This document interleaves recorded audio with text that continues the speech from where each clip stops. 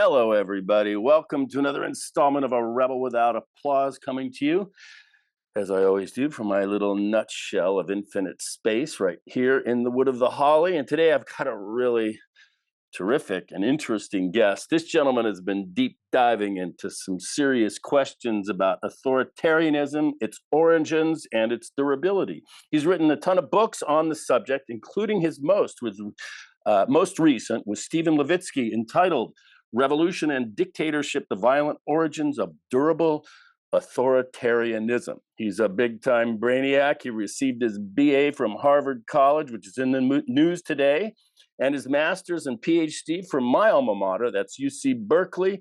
He's been published all over the place in the New York Times, the American Journal of Political Science, Foreign Affairs, and frankly, more publications than I have time to mention. He's won a whole slew of prizes and academic chairs. He's on Royal Societies. He's got fellowships. But most importantly, he's with me today to break down our own perilous political moment. So with our very own democracy hanging by threads, welcome, Lucan Way. How are you? Good. Nice to be on here. Thank you. So might as well start with what's in the news in your alma mater, which is Harvard. There's been an assault, as you very well know, on our academic institutions. And today there was maybe a glimmer of hope. There was a court decision that I guess might put the brakes on this effort to get foreign students out of Harvard. I don't know what your thoughts are about that, but I think in general, I think in terms of the courts have been, almost universally rejecting his most recent, his various efforts. I think if I'm not mistaken, it's like 97%. I mean, some insane number. And what's interesting about the court response is that even though historically, the courts have been highly partisan. If people are old enough to remember the 2000 election when the Supreme Court went straight, partisan divide on the election between Gore and Bush, but both Democrats and Republicans have been rejecting Trump's various measures. There's a small difference, but it's really not much, which suggests a kind of courts have become remarkably bipartisan. So I think that is definitely overall good news. I mean, I guess the question is sort of, will the court decisions matter for Trump? Like, will because courts don't have an army. they don't have even the They marshal. can't go in and force him to do stuff. So they just, so I think that's a big question mark. Well, so we're talking about authoritarianism, or we're starting to talk about it. And very often when you have these coups, the ultimate power tends to come down to the barracks. What are the colonels and the majors and the generals going to do in support or not against the ruler? And one thing we've seen here is he's cleaned out, the chiefs of staff and the highest ranking officers. My guess is that he will have compliant barracks if he needs them. Yeah, absolutely. That's a very important question. I think we just don't know. I mean, historically, the military in the United States has been, I would say, stunningly nonpartisan to a kind of very strong degree. That's one of been kind of the major kind of core sources of democratic durability in the United States.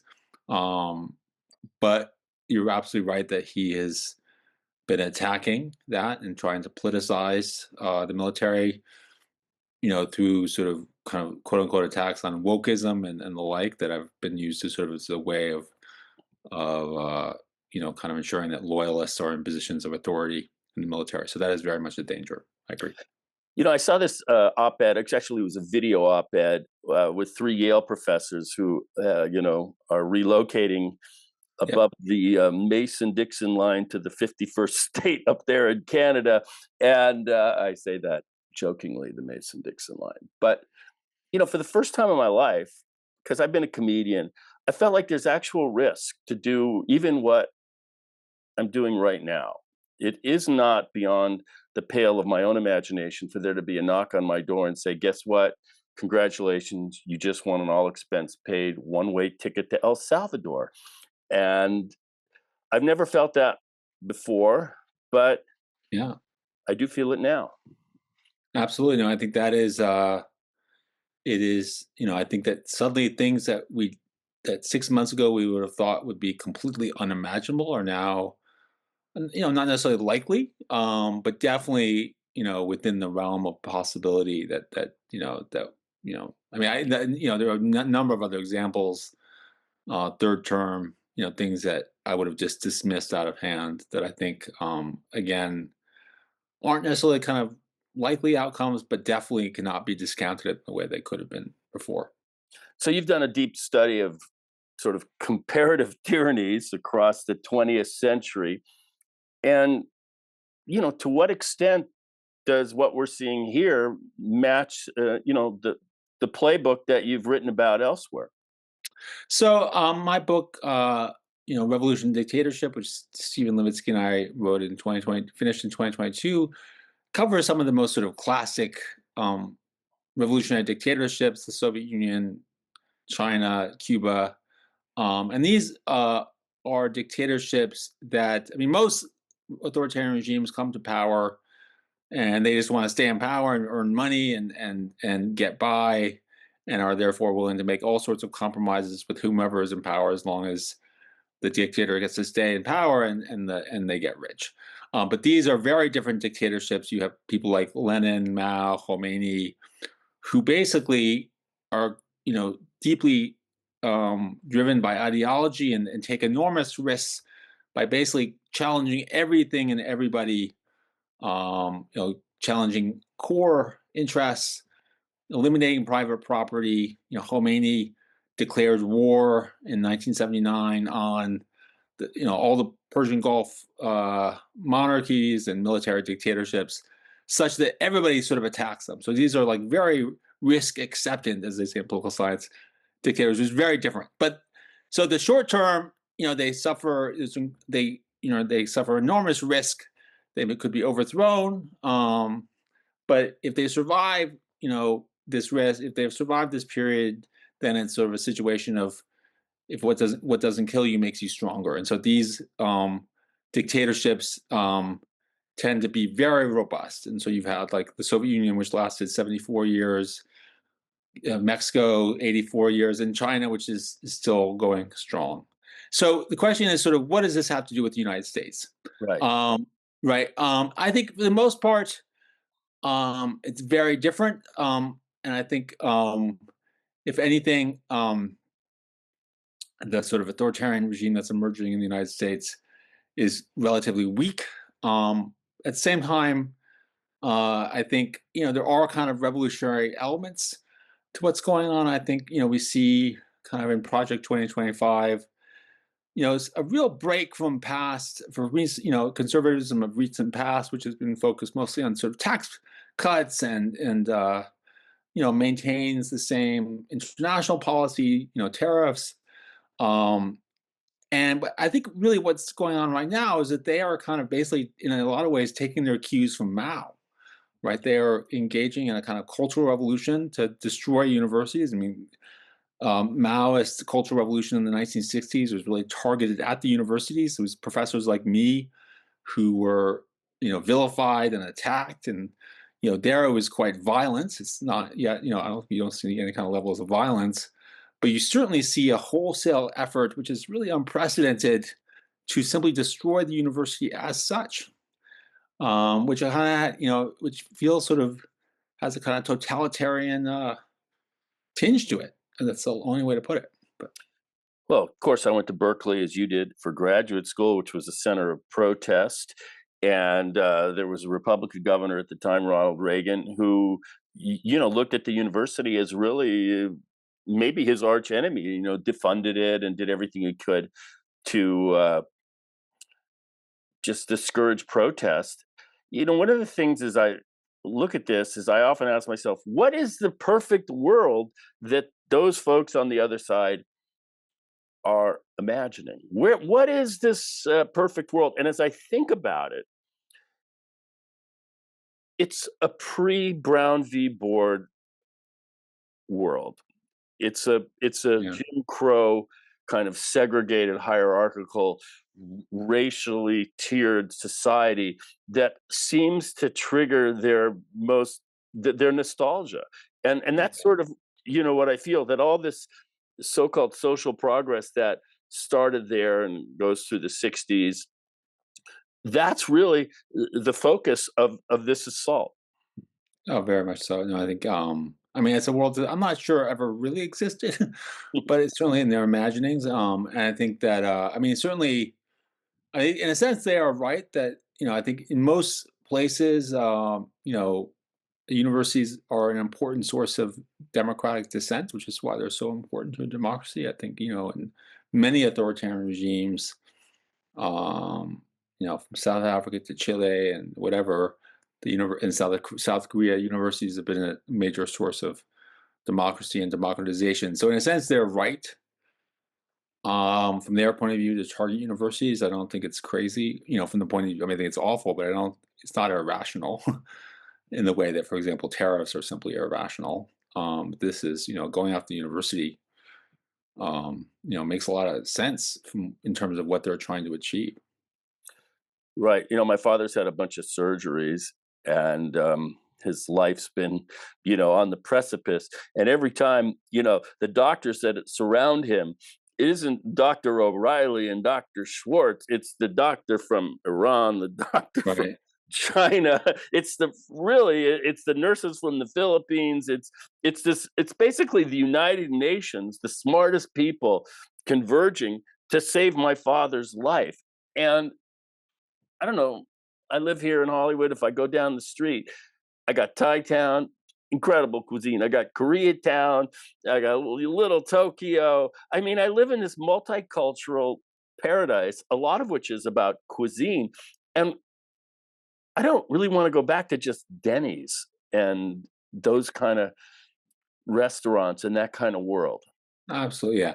I mean, I think that's right. I think, certainly up here in Canada, we have a very similar thing. I mean, Toronto is a incredibly multicultural place, which is really wonderful. But I do think that, for a large section of the population, I think who have just very different attitude towards multiculturalism. I think what they see is, kind of rightly, or there's surely an element of truth in terms of, threats from China towards their jobs, and it's just not totally irrational. But I think, but it's definitely sort of this.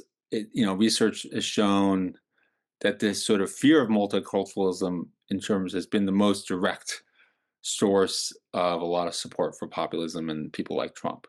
Is this fear of diversity that sort of these people will unseat, the power of white Christians, in society. And that's really, again, like, research, going back the last decade, has really showed that that's by far the most powerful factor, shaping support for these guys. Well, I could remember very clearly when Ronald Reagan was in Berlin and looked to the east and said, Mr. Gorbachev, tear down this wall. And now we've got 47 with 34. I'm talking about the felon in chief, otherwise known as PVP, Putin's vice president. And he's insisting on completing this wall. And my question to myself is, if that wall ever gets done, how am I going to get out? Uh, it's a You're always welcome up here. Oh, good to know. Well, Canada's always been a nice safety valve for, Yeah, yeah, yeah. dissidents in the United States. Here's a question I have for you. I'm old enough to remember Nixon, and I was in high school, and his corruption, it was different. It was like all the cards were sort of face down. It's like, what, Watergate? He did that? Oh my God! It was like all a surprise. In the case of the current residents, his corruption is, in a way, is completely transparent for anybody that's looking. It's the most honest form of corruption. I mean, just with the Bitcoin. I mean, these pardons just in the last 24 hours. It's completely transparent. So ultimately, it's really not about him, it's about us. This was all there to see. It was not a mystery. And to me, that was the big freight train that hit me right in the head, with this election. And I'm just curious, as a political science, is this less about the leaders and more about the population? Well, it's interesting. I think corruption is absolutely hugely important in terms of and shocking. I mean, well, on a number of levels. First, the scale is undeniably just far larger than anything we've seen. I Right. mean, before. I mean, you really have to go to like to find parallels. You have to go to like these far out examples. Dominican Republic under Trujillo in the Yeah. 50s. I mean, these are like, weird examples that I raise in my, comparative politics course of like these crazy dictators who steal their entire country, or Mobutu and Zaire. I mean, those were worse cases than what Right. Or Trump is doing. Maharajas and Right. But, that's like, sultans. that you really have to like think hard to find. But like in terms of anything, any of us are kind of have any exposure to on a daily basis, far worse than Nixon, far worse. I mean, the Democratic Party is hardly a squeaky clean party, but this is, I mean, this really, I guess, harks back to kind of in so many ways, to the spoils era of the 19th century, with where office is considered primarily a kind of source of income, and this is very much how Trump thinks. And so the remarkable thing, and I think this is what you're driving at, is the kind of utter passivity of the population in response, which is quite uh, shocking, because if you look globally, so many protests in recent history have been in response to corruption. In Romania, in Serbia recently, and the country I study, Ukraine, and the sort of revolution that's happened there. So many of these revolutions, in Latin America, in Brazil, were in response to corruption that was far less severe and overt than what we see in the United States. And I think it's hard not to be incredibly depressed about that. But I think part of the reason, and this is what I think you're driving at, is that what he figured out was sort of a weakness in our kind of media ecosystem, in the sense that ultimately our media depends on signals, from the those in power. And if those in power treat corruption as illegitimate, the media will, respond in kind and treat it as illegitimate. But he's figured out that, for his supporters who only have Fox News, if he just says, not only am I doing corruption, but that's okay and there's no problem with it, then, they're not going to contradict him. So I think that is the kind of, he's really exposed a dramatic, really serious vulnerability in our democracy. And it's, because it's just really genuinely hard to understand why people aren't more pissed off by this kind of stuff, right? Because it's such a kind of open violation of his oath of office, of everything. How much of you do you think that is animated by fear? Yeah, I mean, I think to some extent, but I also think it's like normalization. Hmm. Um, that people just um, that there's this people. It's hard to shock people these days, and that's part of the problem. Is that there's been so much in the fire hose of this kind of stuff that it's just hard to um, people don't get shocked anymore. You're live within the ivory towers of academia, and I'm just curious, as a particular, I guess, as a political scientist, what do you feel in terms of like maybe I don't, it's not on you, but just because our public is so uninformed about the things that we're talking about how fascism and our, emerges, our, the reconstruction, what a glorious sort of leap forward and then a terrible backlash. Just we're so ignorant about the truth of our history that it seems like what's happening now to most people is just detached from the continuum when, in my view, it's intimately connected. Yeah, no, I think that's true. There's certainly, I think there's a, I forget the name of, there's, some recent good work on this, that sort of reframing American history as kind of partly a history of illiberalism. And I think that's definitely true. Um, at the same time, I do think it's important that to acknowledge that this is really a novel. There have been problems with American democracy for a very long time, Mhm. especially with attacks on left wing groups but also the right wing. I mean, under John Kennedy, he really went after John Birchers using the IRS and some of the same techniques that Nixon used and that Trump is using today. So it's been definitely been a bipartisan Mhm. attack. But now the difference is that under Nixon and Johnson and Kennedy and FDR and those guys, the attacks were though on the sort of activists and those kind of outside of the political mainstream to an important extent. Whereas, Trump is really attacking not just he's attacking the activists, certainly, as we see on the campuses and pro-Palestinian activists, but he's really going after those who are at the heart of the political establishment in a way that we've just never seen, literally since the 1790s, when John Adams went after Thomas Jefferson, Jeffersonian Republicans. Literally since the very beginning of the republic, we have not seen this, in well over, 250 years. Sorry, 225 years. So Uh-huh. it is. I think it is genuinely novel, and in that sense, just remarkable. This is. I guess I also don't want to sort of people to come up with the impression, oh, this is just kind of a return to normal American politics, but I think people need to be this is really quite different from what we've had in the past. Well, I remember when I was a kid, I had a lot of friends whose parents were survivors, and like, I Yeah. could, we go to parties. Hey, look, I get the numbers, and Yeah. never buy a German car. Never, I never buy German car. Never until, of course, the Mercedes price went down. Then they were all over it.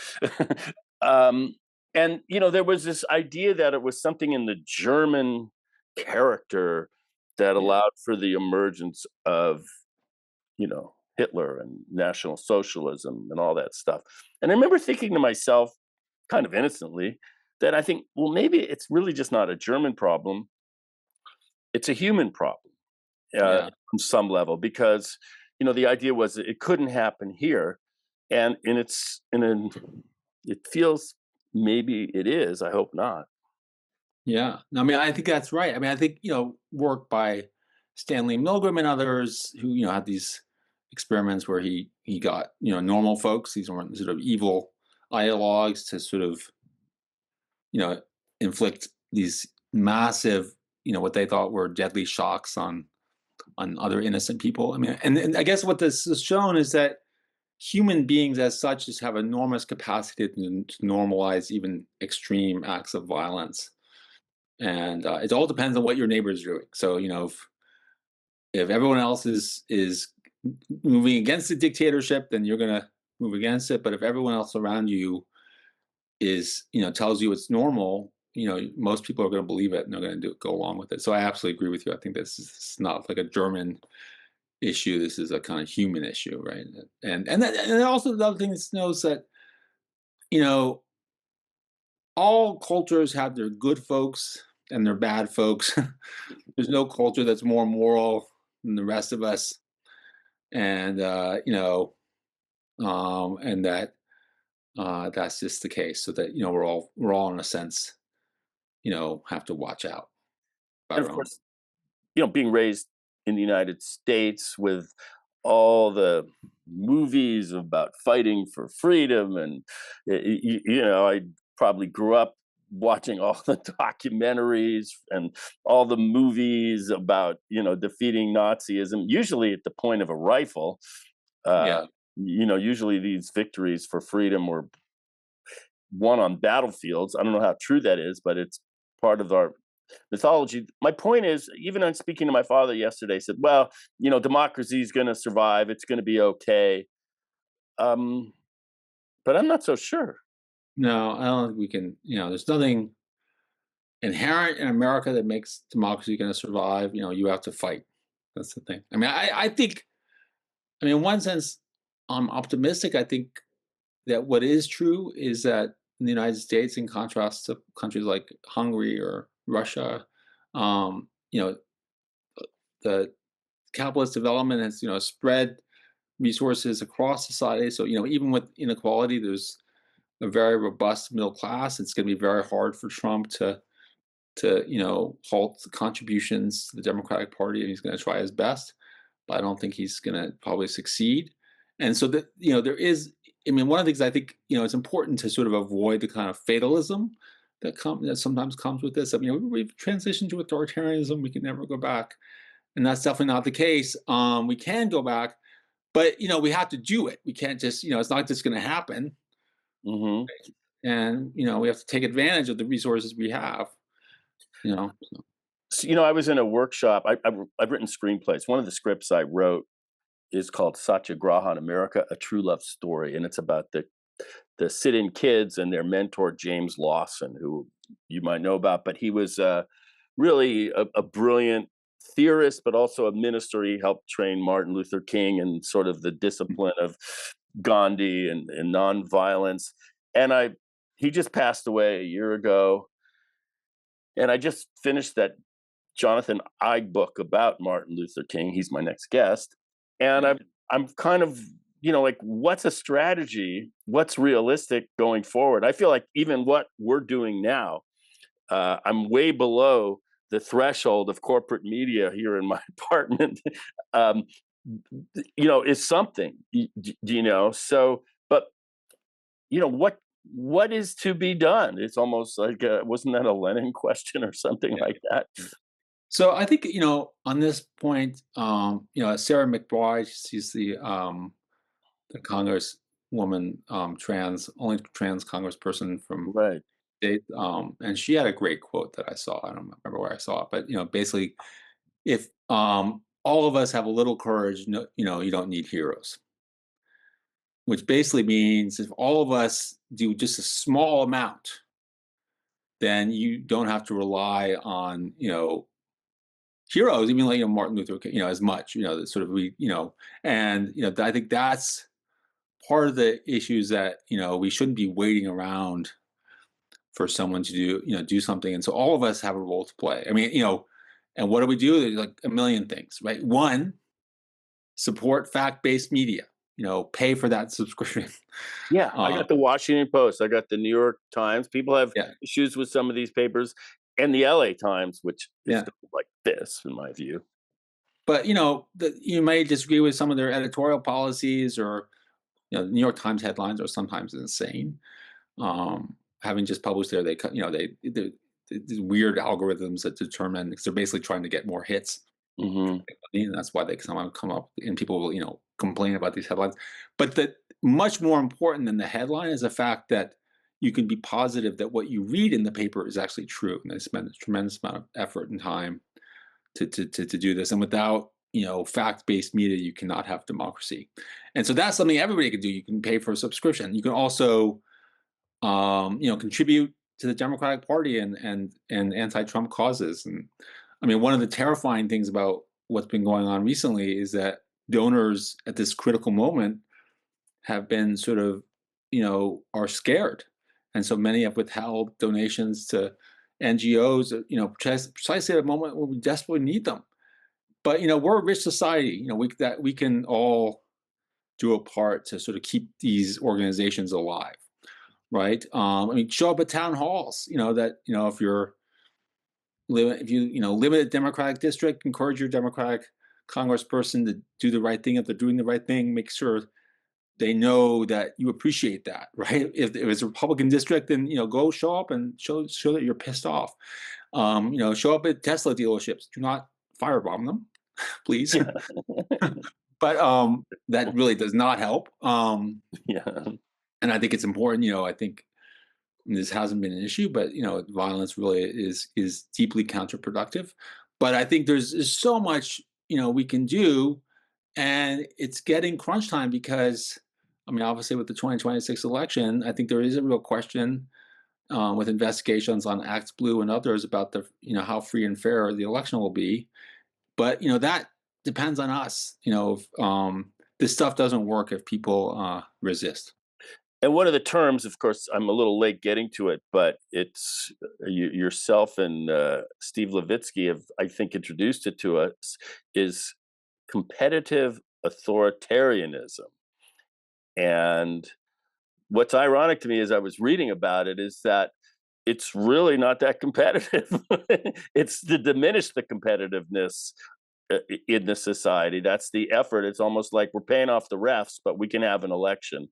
I just wanted to invite Yeah, no, talk. to a certain extent, you're right that competitive authoritarian regimes are basically kind of after the Cold War. There emerged these kinds of regimes that have regular elections. Opposition's allowed to operate openly, and opposition can win. But they engage in all sorts of authoritarian behavior. But the important thing is that in these regimes, and so you look at places like Russia, elections just they take place, but they don't matter, right? They're never, you can just basically ignore them, and what really matters is the military, and whether the military is the one institution that's capable of probably of overthrowing Putin, or the security services. But these are societies like the United States, like Hungary, like India, Mhm. where elections matter, and so you really need to invest time and energy in those avenues. And I do think I think that elections in the United States are highly competitive. I mean, I think, in fact, I think most of us would be pretty surprised if the Democratic Party doesn't take the House in 2026, given how razor thin the Republican majority is. But Yeah, yeah, you mentioned, I know in your what I could read about you, you spent some of your earlier years in Russia at a time yeah. of a tremendous change, and you just mentioned that one of your major areas of interest subjects is, of course, Ukraine, and I, where's that going? Is this unending war grinding two societies, one smaller than the other, into some kind of horror show? Is there an exit that's realistic? I think it's all bad. I mean, I think um, it's hard to know. I do know, I think that it's hard to kind of be optimistic. I think, well, I mean, at the same time, there are a couple of things. I think drone warfare. There's been tremendous advances in military drone warfare technology. Well, drone warfare technology that has in many ways equalized um, these kind of contests. It seems unlikely at this point that Russia will be able to seize large amounts of territory, at least quickly. But obviously it's these are sort of without U.S. support, U.S. is by far the world's largest military, and so without U.S. support, it's very hard. I will say that it's important to recognize that this conflict, while it may seem far away, and it has enormous implications for the world we live in. I mean, some people forget, a few hundred years ago, countries were constantly at war with each other. I think in pre-modern France, 85% of years are spent at war, right? War was like part of the reality. And thanks to the post-war era after World War II, foreign invasions stopped. And we've been able to, places like Canada, the United, the lesser extent the United States, but places like Canada and other countries have been able to devote their resources towards economic development, which has been really nice. But once someone like Putin gets away with taking over Ukraine, he ain't the only dictator who has designs on his neighbor, and so it's just going to open the floodgates, and it's going to start with China and Taiwan, but it's just going to go in a lot of unpredictable directions. So we're going to basically have to be a society that spends all of our time worrying about being invaded. And I don't think anybody wants that. I just, I think so. I think what's going on in Ukraine, obviously affects Ukrainians most, but I think there are sort of broader global implications that I don't think are sort of sufficiently recognized. Well, I think the people in the Ukraine are heroic. I mean, they're fighting the battles that maybe the West might be fighting, right there, in eastern Ukraine. I mean, I'm not a military, guy, but it seems like the old Russian strategy of just pouring men and machines and grinding to death. It's like Ulysses S. Grant in the Civil War. He just knew he had the numbers, and I'm going to play out the numbers. Is the prevailing strategy, over there in for Putin? My question is, how sustainable is that? When will the Russian kettle start to boil? Because there's a lot of things you can do to hide, but it's hard to hide coffins, when they come back into places like. Yeah, I mean, yeah, no, I think that's definitely, one source of hope. I mean, that, at the same time, I mean, basically his Putin's strategy has very much been to take soldiers from the poorer parts of Russia, the ethnic minorities. So if you go to Moscow, like, or St. Petersburg, the big cities, the rich cities, on the Putin's main source of support. No one's been drafted. You can go there. Apparently, I mean, if I ever went there, I'd be arrested. Um, but if people are, those populations aren't affected. So he's managed so far, at least, to kind of insulate his supporters from the war, which has allowed him to sort of endure, massive casualties in ways that I think none of us really thought possible. And so it's a racist kind of a war. So it's the ethnic minorities. Yeah, no, it's those, it's those are people who've been fighting because he knows that, they're politically weak, they're not organized, and he can get away with it. So Right. And we were talking about China and Taiwan, and I always felt when our beloved leader started talking about Greenland and Canada and the Gulf of America, which, my joke is that he renamed the Gulf of Mexico the Gulf of America, and the rest of the world is renamed the United States assholistan. But, these efforts and these wishes to me are an invitation to the Putins and the Chinese. Yeah, you go get yours, we'll get ours. This is the new yeah, world order. Let's just grab the loose scraps on the table. yeah, no, absolutely. I think that I mean, I do think that we in Canada have to some level take those threats seriously, but obviously, I don't think an invasion is imminent, but it does have much more sort of immediate kind of implications for Taiwan above all, because Right, it's an international signal. It's like, exactly. So because if you're a diplomat, an American diplomat, and you go, "Hey, could you just stay the hell out of Taiwan? I don't want to hear your shit about fucking Taiwan because you guys want Canada and you're about ready to grab Greenland. You've already renamed the Gulf of Mexico." So yeah, it's I don't know. definitely, definitely. That's my thought. Uh, Lucan, you're really a terrific guy. I feel like one of the problems for us here is that we just don't understand the truth of our history. We're so wrapped up in the mythology of it that we can't see what's going on right now.